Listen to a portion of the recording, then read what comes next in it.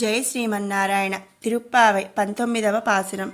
குத்து விளக்கெளிர கோட்டுக்கால் கட்டில் மேல் மெதைன்ற பங்ன சயத்னத்தின் மேலேறி கொத்தலர் பூங்குழல் பின்னை கொங்கை மேல் வைத்து கிடந்த மலர் மார்பா வாய் திறவாய் மைத்தடங்கண்ணினாய் நீ உண்மனாளனை எத்தனை போதும் துயிலெல ஒட்டாய்கான் எத்தனை ஏழும் பிரிவார்த்தையில்லாயால் తత్తువమన్రు తక వేలో రెంబావాయ్.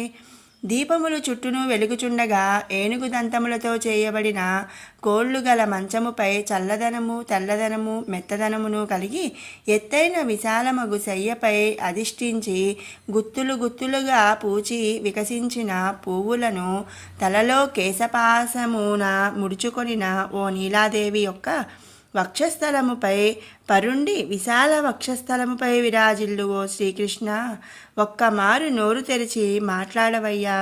కాటుకతో నలంకరించబడి విశాలములైన కనులు గల ఓ నీలాదేవి, నీవు నీపై మోహమును వదిలి మా వద్దకు వచ్చుటకు అంగీకరింపకున్నావా ఏమమ్మా?